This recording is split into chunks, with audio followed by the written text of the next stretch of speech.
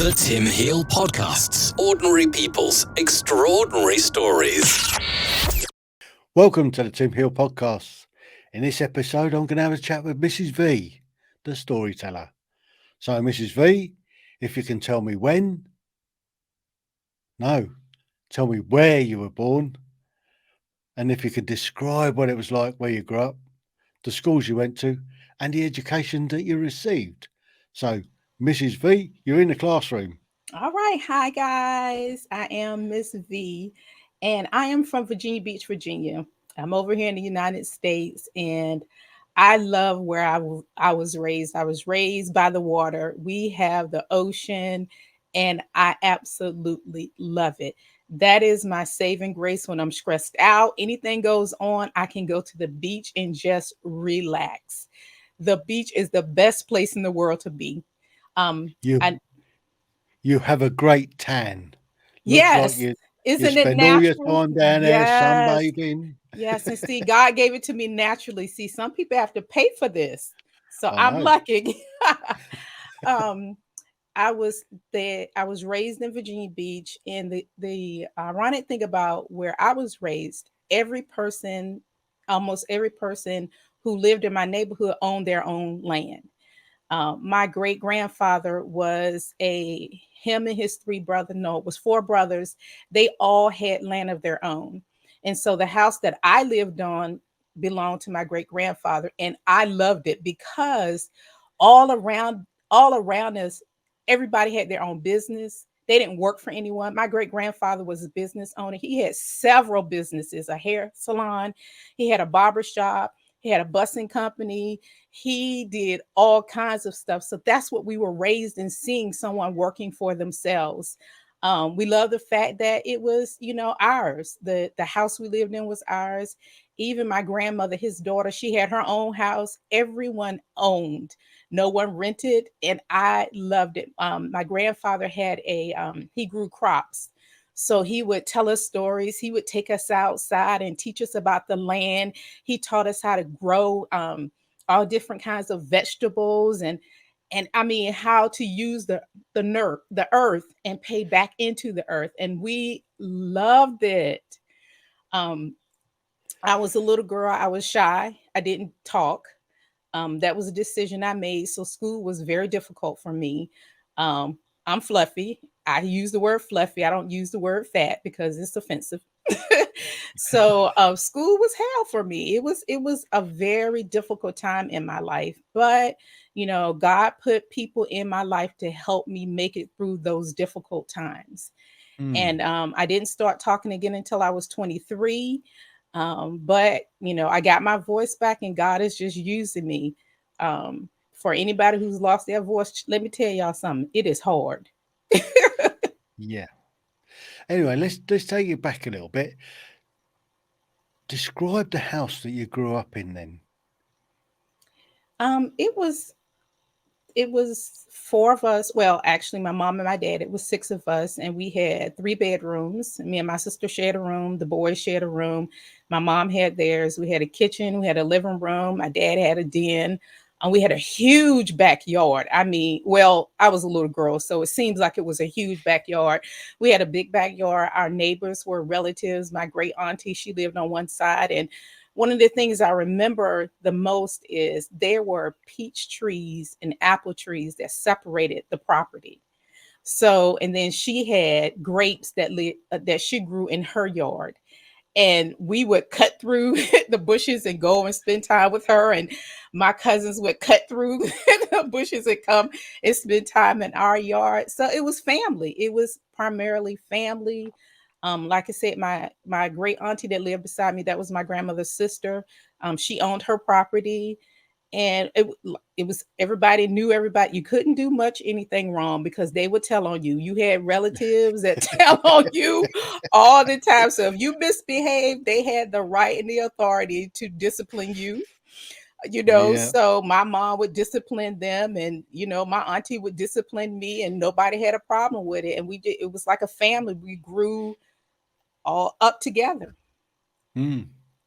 And you say, how far were you from the beach then? It was about 20-minute drive. It's about a You 20-minute had to drive. drive to the beach. Yeah. You couldn't walk down there. Oh no, we didn't live. We lived in Virginia Beach, but we didn't live at the beach. No. I Well, wish we could.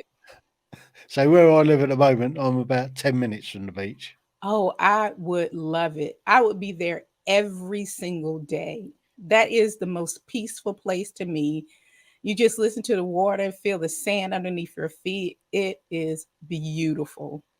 Hmm. Yeah, I love it where I live. It's great. So,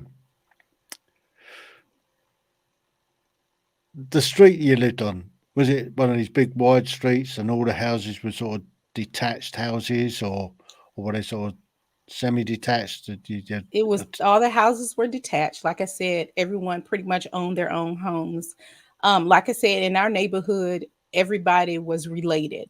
So we were able to leave. We would be able to leave our house and walk down to my grandmother's house, who was probably 5-minute walk. Or we would go through the fields to my great grandfather's house, which was a minute walk. So Hmm. everything we could walk over relative's house all the time. We had a store in our neighborhood.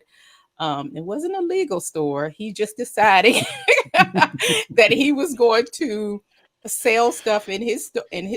He made a little store, and we used to go to the little store and buy candies and everything. I think he sold some other things in there because there were certain times of the day that children were not allowed in the place. And that when I got Hmm. older, I said, I think he may have been selling something else. And what I mean by that is probably beer or liquor or something like that. I don't think it was drugs or Did anything like that. He wasn't that he type have of did he person. have a did he have a little still out the back?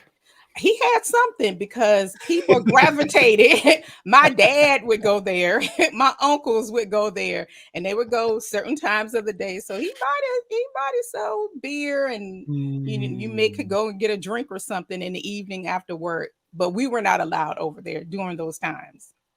So it wasn't prohibition then at that time then? I would have to look up prohibition to tell you. I don't know. I mean, I know what it's about, but I'm not quite sure when prohibition No. was. Yeah, Virginia at that sort of time. So let's have a look at what can you remember about your sort of kindergarten, elementary school? Well, the lady we went to a private kindergarten. Um, she was the sweetest lady. I loved her. One of the things that I loved about her the most is because I was shy and I was chubby, she did not allow anyone to joke me. She did not allow anyone to mistreat me. If someone tried it, she would come to my rescue. The kindergarten was attached to her house, so she had her husband to build her a school because she wanted to keep children, and she had a playground in the backyard. Our parents would drop us off, and we would spend the day with her, and they would pick us up. She was so nice, and everyone loved her. When she decided to close the school down, I remember she called my dad and let him know that she was closing down the school and asked that we want any of the furniture. And I remember we got two of the chairs. And one of the chairs, now I was quiet, but I was still a child. So don't judge me. I had penciled my name in the chair. So I got that chair, the chair that had my name in it. And I think she did that on purpose. I think she wanted me to have that because she Hmm. never like scratched it off or anything. It had my name in it. And like I was shy and quiet, but I was still a little girl. Do you still have that chair? And no, when my Mm. parents separated, my mom took us and we moved away. And I don't know what my dad did with that furniture because it was his family's land and house and all that. It Mm. wasn't my mother because my mother's from North Carolina. So all that stuff stayed with him. Hmm. So could have lost your chair. I would have loved to have had it. To see, Hmm. my handwriting at that young Yeah. age, that would have been fun. So when did you move away then? after they closed the school? Well, that was kindergarten. So she Yeah. closed the school down when I was in elementary school. So we moved away when I was in the fourth grade. My parents separated, and that's when we moved away. By that time, I was not talking hardly at all. I decided that I wasn't going to say anything to stay out of trouble, and that stayed with me for a while. So it was very difficult when my parents separated because now I'm in a new school. At my old school, it was a lot of people who lived in my neighborhood, which was family. So Mm. that was good for me. That was easy for me. I didn't have to talk. Everybody spoke up for me. I didn't have those issues. But going into the fourth grade in a new school, it was difficult. I got bullied. Oh, it was horrible. But I made it Mm. through. It was very, very difficult. I remember it wasn't the school that I went to was predominantly white. And so my teacher was black, and then there was only three black girls in the classroom. It was me and two other black girls, and they did not like me. Those two girls did not like me. They thought that going to be I was going to do whatever they tell me to do.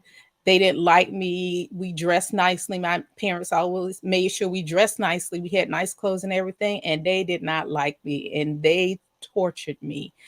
One day, Mm. my teacher took us, the three of us, out in the hallway, and she told us that we were not going to embarrass her, that we were going to get along because it made no sense for us not to get along. Mm. And she told those girls, she said, if I hear you messing with her, if one more tear comes out of her eyes, it's gonna be me and you. And she was talking to the two girls because I cried all the time. I didn't talk, and I Mm. just cried. I sat there in my sadness, and she caught on, and she realized that that was coming from them.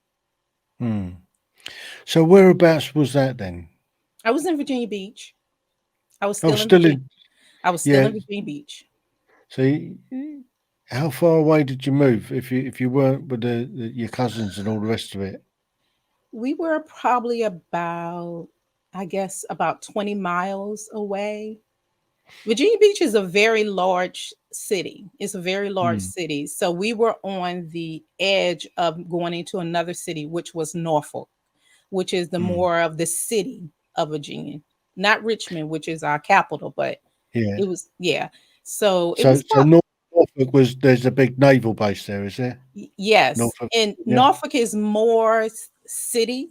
It's more of a Mm. city type vibe.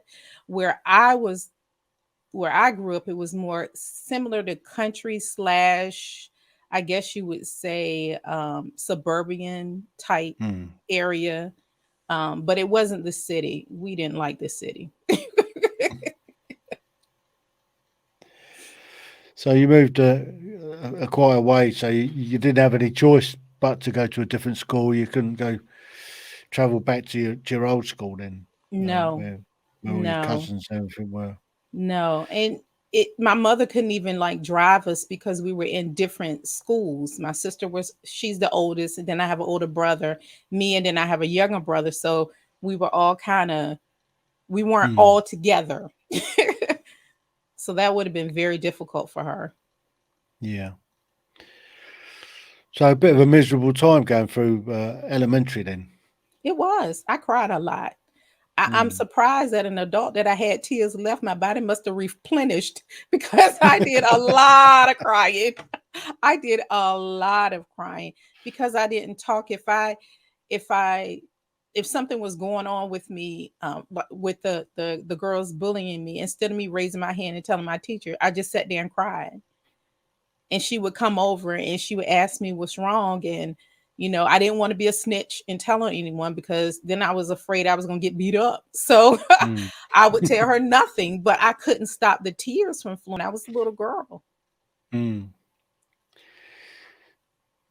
So how did it stop then?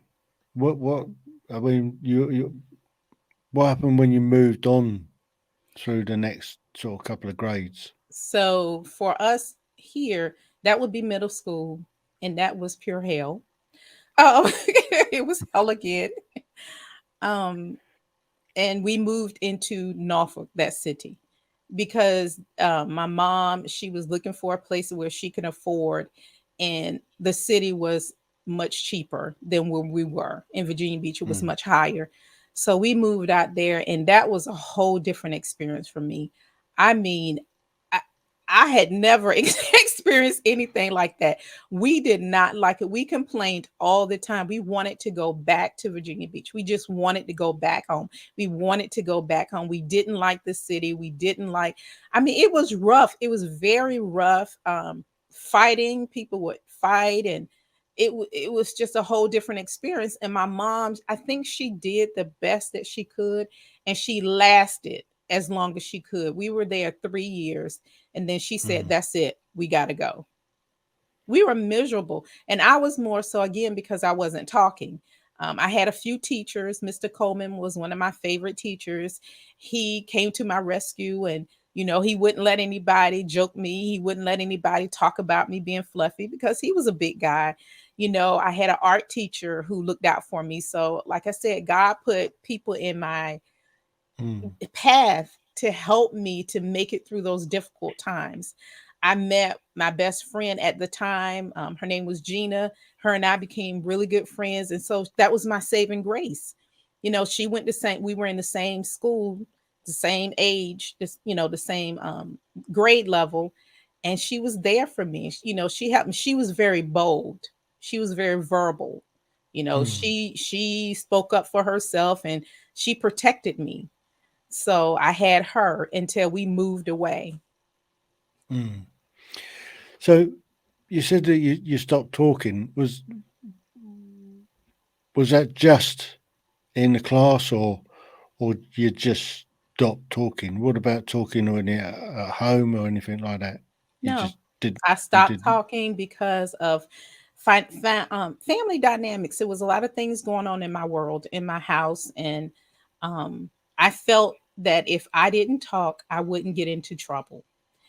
And I just, if I had to talk, then I had to, I would talk. My father thought that something was wrong with my hearing. So he had my mom to get my ears checked, and there was nothing wrong with my ears. But he told me if I came home and nothing was wrong with my ears, he was gonna light me up. And when I mean light me up, he was gonna whip me for lying.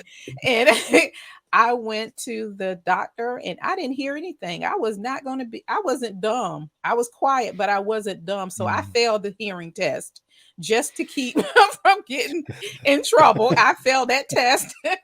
I didn't get in trouble, and they gave my mom some eardrops, and I made sure my dad saw those eardrops. But over a period of time, I think my father realized, you know what? There's nothing wrong with her hearing, because she would talk freely around some people, but she won't talk around me, or she won't talk around us so much. And he was Mm. right. My great grandfather, I would talk around him. He was so, oh my God, I was able to be myself. My great grandmother, my grandma. But then, there was a few people I would talk to, but then there was more not than Mm. they were. So move on a little bit then. So were these the same girls that were picking on you in the middle school? No, we moved again, thank God. We moved again, and that's when yeah, we moved again. My mom moved around a lot. It was very hard on her. She had 4 children. My mother had never been alone before in her life. My mother was number 22 out of 22 children. So Good. she Good. then she married my dad, who was number 3 out of 11 children. So she was the baby. He was one of the older ones. So she had always been around family. She had always been around a lot of people. Now she's on her own with 4 children. And it was very difficult. My dad did not want her to leave. He wanted Mm. her to stay. So he made it a little hard. Um, on her, and she ended up having to move around until she got her rhythm. She had to find a job. She was a housewife for a while, and then she Mm. started working. So my mom, she did the best that she could. So it was not the same girls. It was a whole group of another people. Once people find out that you don't talk and you're shy, they are Yeah, not so you, nice. you become a natural target, I guess. Yes. And that's the trouble with kids. Kids can be pretty rotten. Yes. Um, They are and cruel. yeah, it can be cruel. And I don't know where it comes from because in the early years, I mean, they must be taught it. It must be in their the way they're being brought up to be horrible to people. Either that, or if they're a bully, then there's a reason they're a bully is because they've got the problem, Hmm. and it's not the person that's being bullied. It's the bully that has the issue. Um, Absolutely. and I think that's really difficult for somebody being bullied to get the head round that it's not them that's the problem, it's the bully that's got the problem. Well, when I taught Um, school, I learned, I became a teacher and I learned that, those are learned behaviors. There are mm, certain things that you just learn. When you come into the world, you learn how to eat. Your parents put stuff in your mouth and they teach you how to eat and all that. But then there's things that you learn by visually seeing. And mm, when you see it, if it's not corrected, then it's in your mind as a child, it's okay to do. For instance, if you had grow up around parents who cuss, who say cuss words, who use foul mhm, language all the time, if they never correct you and let you know that that's inappropriate for a child, then you yeah, think it's okay. Then you go to school and you use that foul language, and that's when you learn that that's inappropriate. You shouldn't be talking like that. So that's what I mean by these are learned behaviors. If you have a father that's abusive to your mom, if you yeah, never correct it, you're going to abuse women. You're going to push them into the wall. You're going to beat them up because you learned that behavior that was never corrected. yeah. So moving on a little bit then, what happened when you get into your junior high? Well, junior high is middle school for us. Oh, right, okay, Yeah. I'm with you. So we would So go to high school. yeah, and did things improve at all when you moved into high school, or Oh, you no. just moved to a different school and got the same problems again? Is it? No, these problems were different. This school is where I got physically bullied.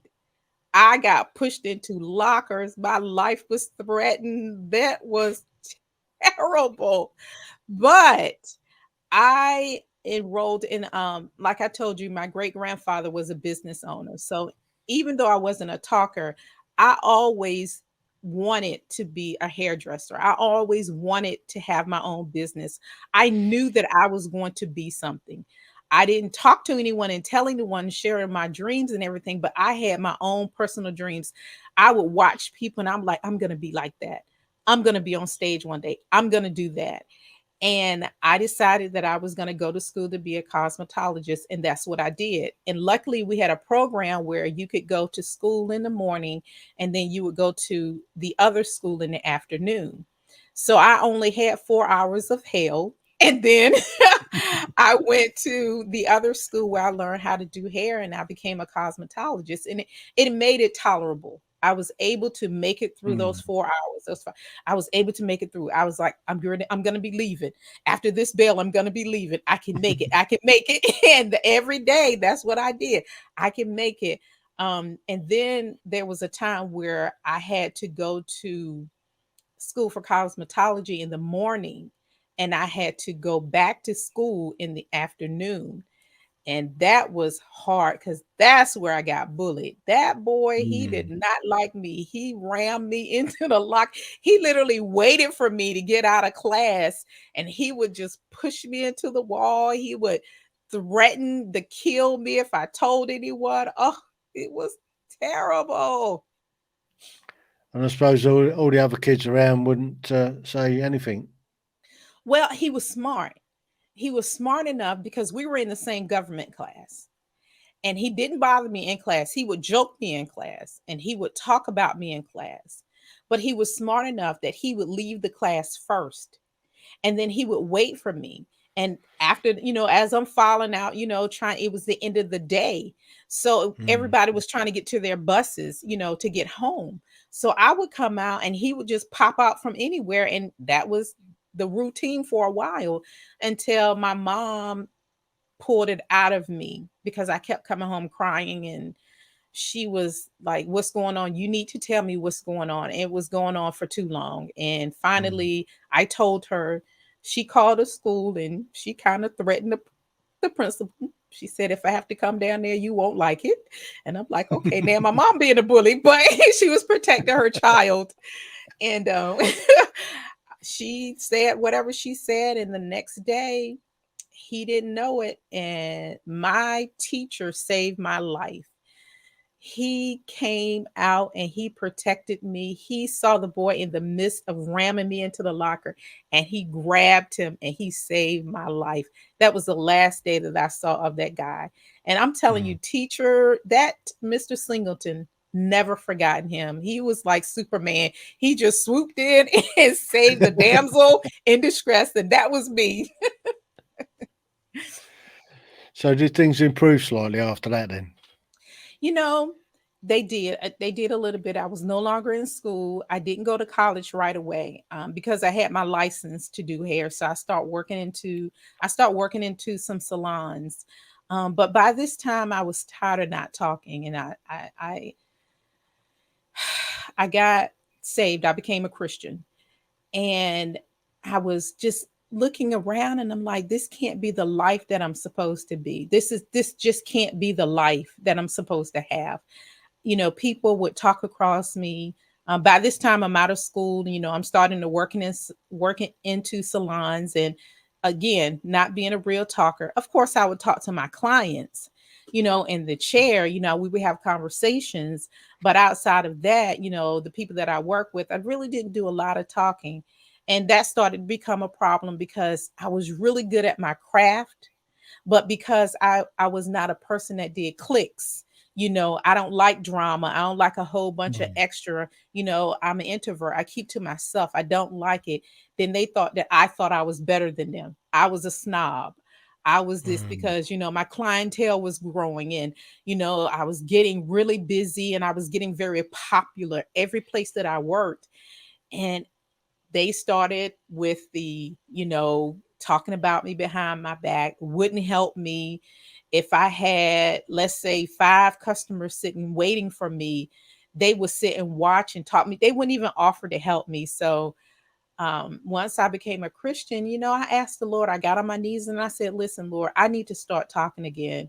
This is going on too long, and I can't represent you, it not talking. People are being Mm. abusive to me. I'm tired of being hurt. I'm tired of crying. I'm tired of all the negativity. I want positive things." And, God honored my prayers. However, you have to be very careful when you pray because God will answer your prayer, and you're like, "Oh my God," because I went to hurting people that hurt me because I had so much hurt inside and anger. So then I start cussing people out. I start, talking rudely to other people and talking about them. I became the same person that picked on me and bullied Mm. me and did I became that person out of all the hurt that I had been going through for so long. So then I had to go back on my knees a second time and say, "All right, listen, Lord, okay. I asked for my voice back. I need you to give me a little medium. I need you to help me not to cuss people out, but not to stop talking. I need you to help me to be a loving kind of person that speaks up for herself." And God did it. I'm not 50-50, y'all. I'm going to be 100. I am not 50-50. I'm a good, strong 65-ish. Because if you catch me on a bad day, but I'm human, I'm not perfect. If you catch Yeah. anybody on a bad day, God only knows what's going to come out of their mouths. So, I'm a good strong 65, 70-ish. And I'm happy with that. One Yeah. day I'll be, all the way back over, but right now I'm good where I am. Well, everybody has an off day now and then, don't they? Yeah.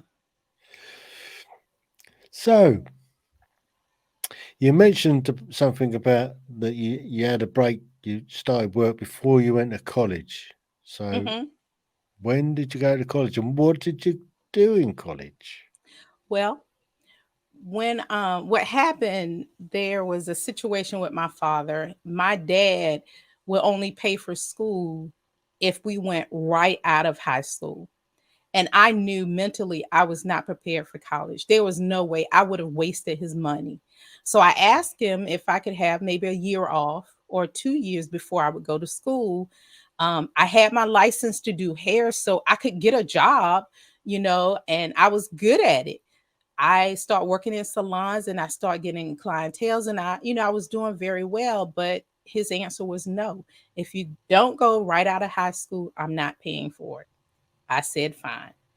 2 years later, I started going to school. I went to school for education to become a teacher, early childhood education teacher.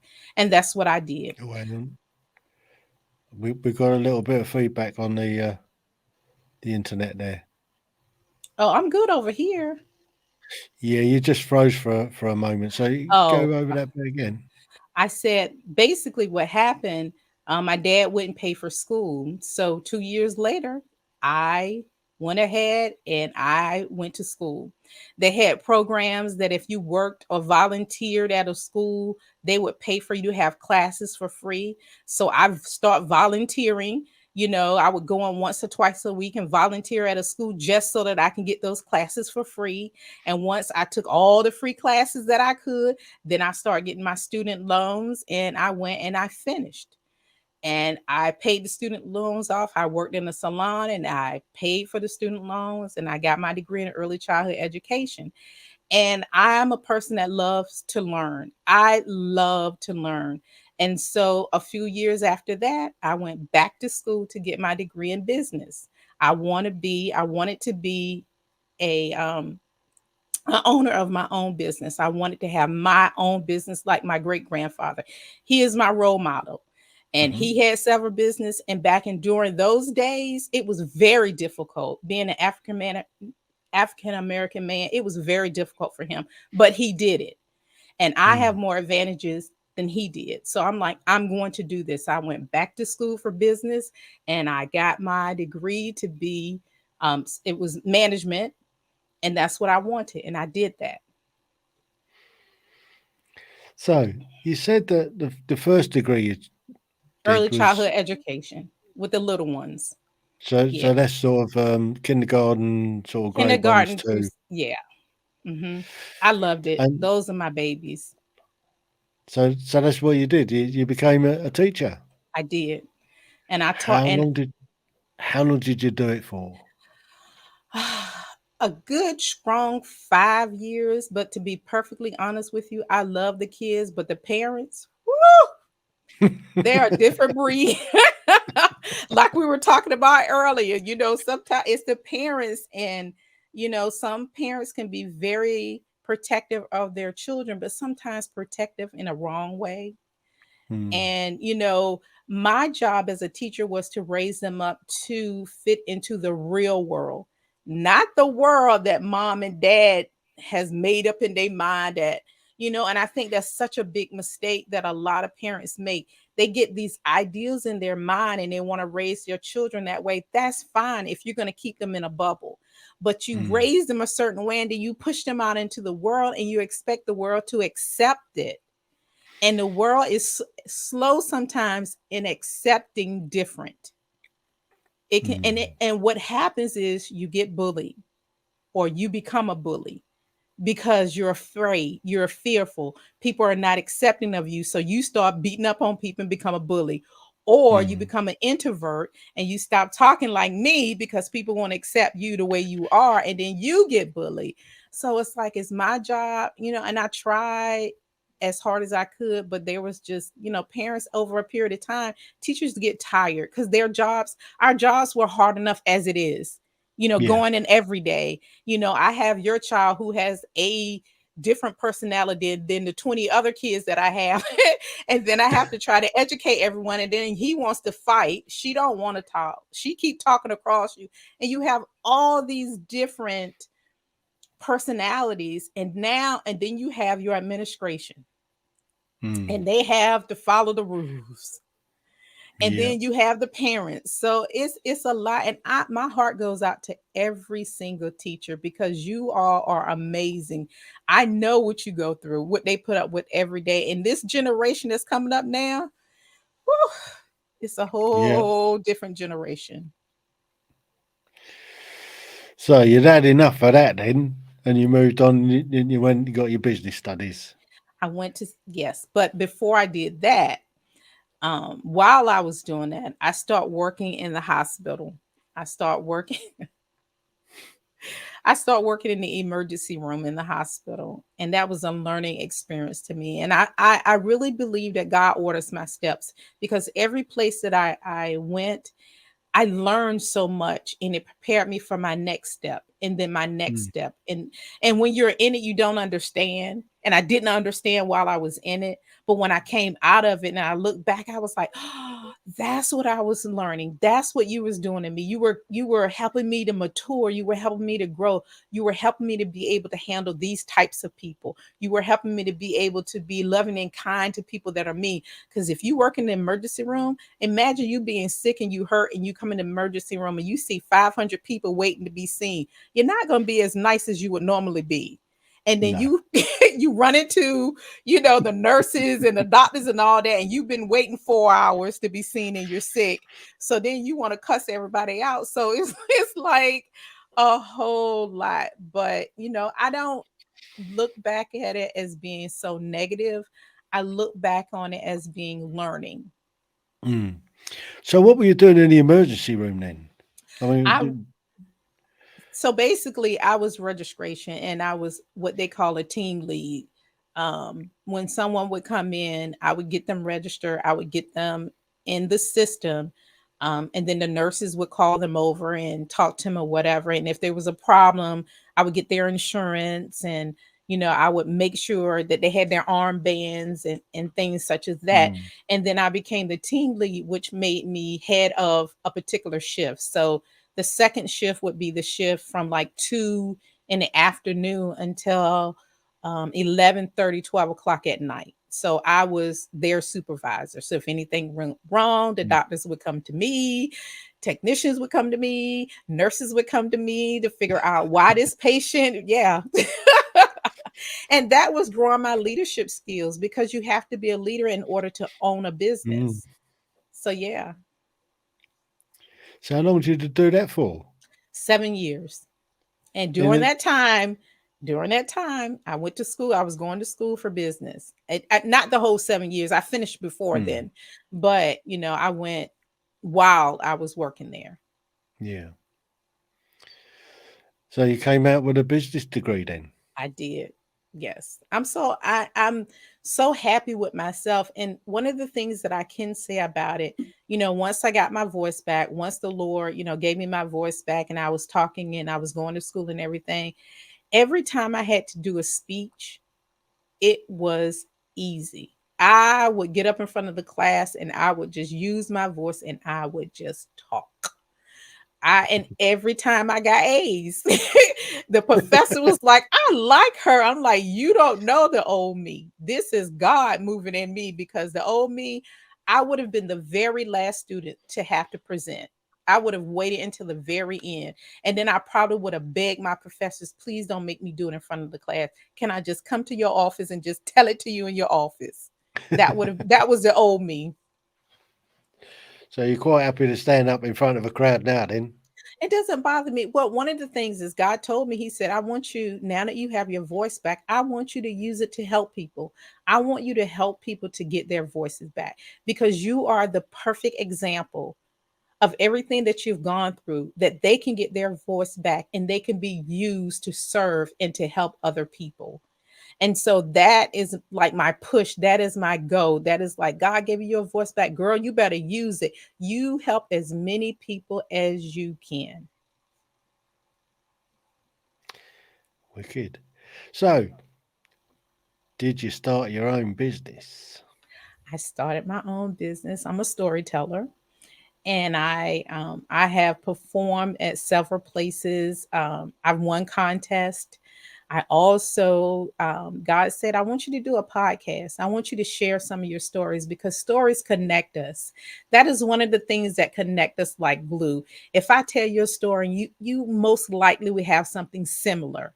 Like we talked about school. I'm sure some things happened to you when you were in school. It may not be exactly the same, but you had some of the same experiences which made you who you were. And I think it connects us, it makes us, it gravitates us to each other. Once we connect, then I have your undivided attention, you have mine, and now we're able to do something. We are able to make something happen. So I started my podcast and I just told stories. I told stories about me losing my voice. I told stories about when I taught school. I told all kinds of stories. And then I started having guests on the show and we talk about my stories. And I love it because we connect. You know, when they listen to a story and they like, "Oh my God, I went through the same thing. I want to talk about that." I shared mine and then they share their experience and how they came out. And I love Mm. it because sometimes it's so different than what happened to me. But at the end of the day, she's talking, I'm talking. We went a different route, but we all came to the same place. We're talking now. Mm. Well, I had a slightly different story about being bullied. It didn't Okay. last long, trust me. Oh, you are a Yeah. fighter. Well, it was I think it was about somewhere about 6. I think it was around about 6. So it was in sort of junior school for us, or infant school. And we had a bully in the class, and he started to pick on me. So I went home. I said to the old man, I said, "Look, I'm getting bullied at school. What should I do about it?"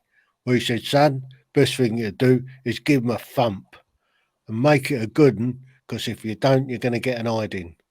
So anyway, next time he starts picking on me, takes the old man's advice. All anybody saw happen was me giving him a thump, him flying back into the school pond, and the next thing I know, I'm getting cuffed up by the ear up to the headmaster's office, and I cop 6 of the best. I love it. I love No, I it. didn't. No, I love Now, it. the downside of that, the injustice that I felt Mhm. about that particular incident, put me off of school, and it put me off of school for a long time. Um, Really? I should have yeah, been your teacher. I should have been your teacher because yeah. not to cut you off, but I'm so glad you brought that story up because when I start teaching school, I had I think he was 4. Austin was 4, and he was being bullied by someone in his class. Now Austin was a big child. When I don't mean fat, what I mean is tall. He looked a lot older than he was. But his parents made sure that he understood that because he was bigger than other kids, that he needed to be very careful. He couldn't push, he couldn't play as rough because he was Mm. big. There was a little boy named Lee who figure that out and start picking on him because he knew Austin wasn't going to hit him back. Now, don't judge me. I was very young. I was new at teaching. And the same advice that you gave, I gave him. I said, the next time that he puts his hand on you, says something you don't like, I want you to take him behind that tree over there and I want you to hit him as hard as you can because that is the only way that it's going to stop him. He's going to stop bullying you. You knock him out, and I promise you, you will not get in trouble. I will protect you. He went behind that tree and he tried to knock him into a whole nother world. And I loved it. All I heard was the screaming. Ah, Austin hit me. Austin came running. He looked at me. I said, go play. I told him to go play. When Lee came over to me, I said, what's wrong? And he was like, Austin hit me. And I said, did you hit him first? And I protected Austin because I Mm. was tired. I saw the bullying. I saw it. And I talked to him. I talked to the little boy's mom, and his mom did nothing about it. So I was like, and when Austin's mom came the next day and she said, "Oh my God, Ms. V, Austin said you told him to hit Lee." I said, I did. I did. I told him to knock him out. And I said, I guarantee you, you won't have any more stories of Austin coming home crying. It's not going to happen.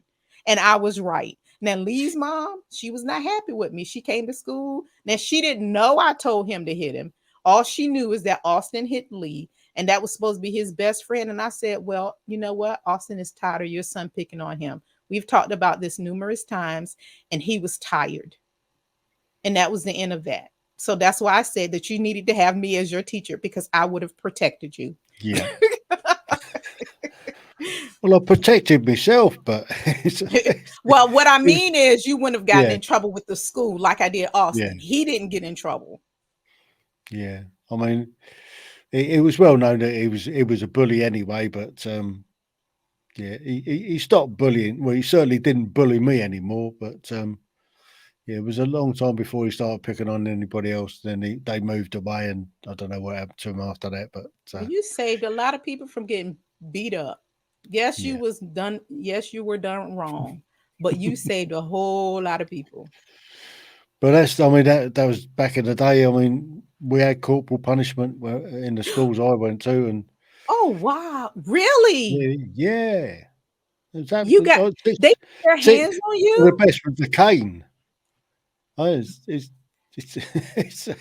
Really? this is the 60s we're talking about here.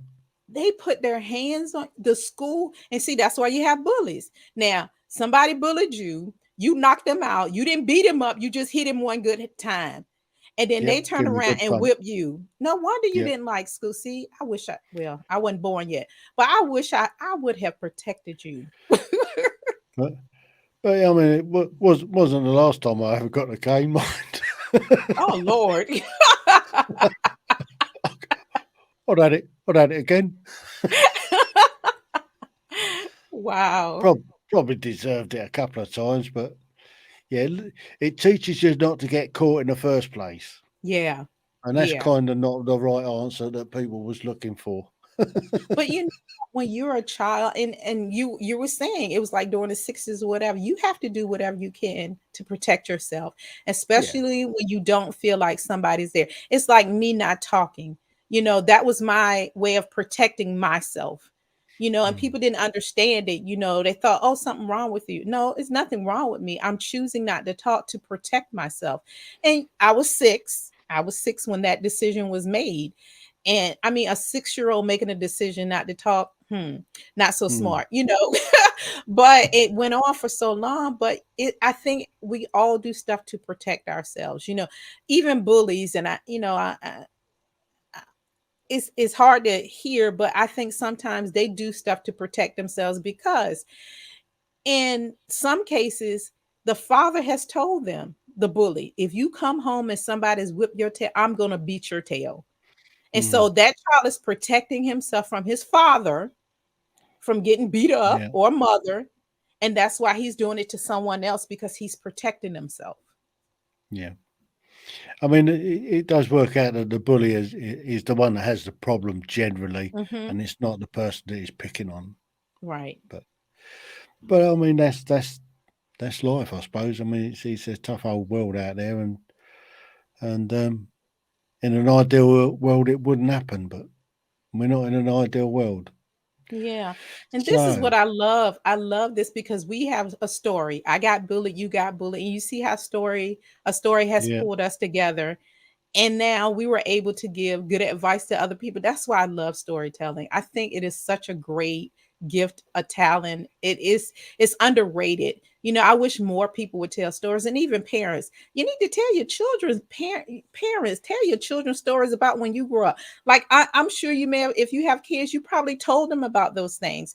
If you haven't, you should, because it protects them yeah, and lets them know the world that you grew up into, and it helps them to understand you and the way that you are. I wish my parents had shared more stories with me. I really do. mm, I think it would have protected us from a lot, because we encountered things that we never would have.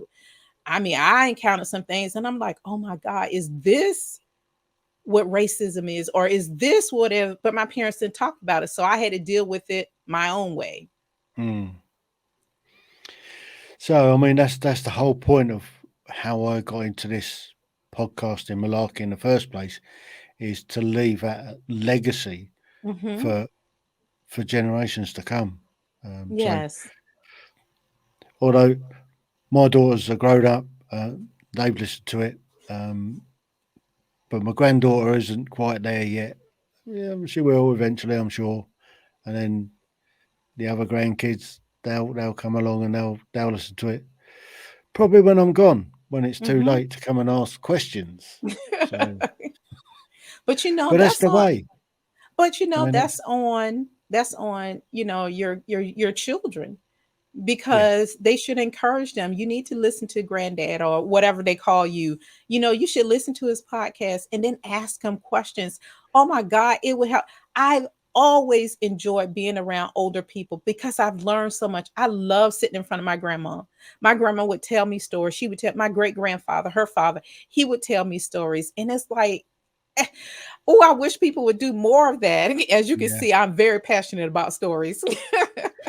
Well, I had my granddaughter here last year during the summer holidays, and she came on as a guest, and Oh, we wow. we had a chat about because I mean she was in lockdown, Hmm. was unable to go to school quite a lot of the time, so we talked about all of that and how she got on and her take on it all. So that was a fascinating chat. And she's Yeah. very, very eloquent, my granddaughter. So, yeah, we had a great chat, and I'm sure she would never forget it. And the I hope not. great thing about it is she can go back and find it, and she can Yeah. share it with her children. This is what I Mm. did. Oh, I think that's so beautiful. So that's where we are with that. So where are you now then? What are you up to these days? Well, I'm doing my podcast. I'm having guests on my show, and I'm also going on other people's show, and I've done some performing. But some right now I'm doing a little bit of freelance work. The bills have to be paid. So I'm doing a little bit of freelance work, and I'm kind of enjoying it because I'm able to help people. And that's what I want to do. I go in and I help companies, to get reorganized. I help them to, clean up a whole bunch of things and, get them better prepared from where they are, because a lot of quite a few of the ones that I've done some work for, um, they just didn't have time. They were overwhelmed and they just Mm. didn't have time. So I go in and I just help them out. So that's where you are nowadays. I am, but I am soon, very soon, I am going to be speaking more, taking more speaking and engagements. But the reason why things are going a little bit slow, my mother is sick, so I'm having to take care of her, help take care of her. She has early onset of Alzheimer's, so um, yeah, we found out about that during the pandemic, and Mm. so I take care of her medical, take her to the doctors and all that stuff. So it's kind of slowed things down for me. I had to put some things on pause, until we get her more settled. And once she Mm. gets more settled, then I'll be able to do more things and go back to doing a lot of things that I was doing before. Yeah, of course. The problem with Alzheimer's is that it can go on for years, Hmm. and until they get really sick, you can't really lead on them with a pillar because you get caught at that sort of thing. Yeah. Well, luckily I've found someone that goes in, and help take care of her. But there are days when my mom is a little bit more, she could be a little bit much, and I need to be able to go over and help her. So I kind of my life right now is kind of surrounding that, and everything Mm. that I do, I'm like, okay, I need to make sure that wherever I am, whatever I'm doing, I'm able to get there. My brother, I have two brothers and I have a sister, but my brother, if I'm not available, he is, but the way that he works makes it more difficult. So, sometimes, you just have to make adjustments. But I Yeah. know that the time is going to come back around when I'm going to be back on stage again. I'm going to be winning contests. I'm going to be doing conferences and doing all those things. It's going to come back around again. So Well, you got time. That's the thing. yeah, I have time. And I mean, if nothing else, the last couple of years has taught us that we can down test and adjust, and we Hmm. can adapt the way that we work. And this, uh, what this has given us now is pretty awesome. I mean, you are number 103, I think, maybe Mm. 104. I'm kind of losing count a bit, but but I'm on this platform and it's just brilliant. I agree. And I'm just talking to so many fabulous people. It really, Yeah. really is a joy. I can And tell. I can tell that you love it, and I do also as well. I do. I enjoy learning from other people, and we talked about one of the guests that you had on your show. I also had him on mine, and I really learned. His name was Sam, and I really did learn from him. I learned, and I love it because people are pouring into me, like they're sowing into me, but I'm also sowing into them, and we're sowing out to people, whoever is out there that needs to hear what we have to say. They're gleaning from us. And the pandemic made it so because people now are used to this format. Yeah. Before the pandemic, we would have never known about all these different platforms. And so I just love it. People's like, oh, it was horrible. I'm like, no, it won't be. If you took advantage of it and you did what you could have done, you should be so much better. Yeah, absolutely. Well, Mrs. V, thank you so much. I've really, really enjoyed this chat. Yes, I have too. I thoroughly enjoyed it. And I've learned from you too. I love talking to people. I do. Now, as you can see, this is a whole different woman in front of you, because the old me, this conversation would have been so quiet, so quick. You would have been, you know what? It's a wrap. She's not talking. It's Yeah. a wrap. Yeah. Shut up now. Shut up now. Commercial break. Commercial break. Oh, thanks so much. All right. You're welcome. Be blessed. And you. The Tim Heale Podcasts. Ordinary people's extraordinary stories.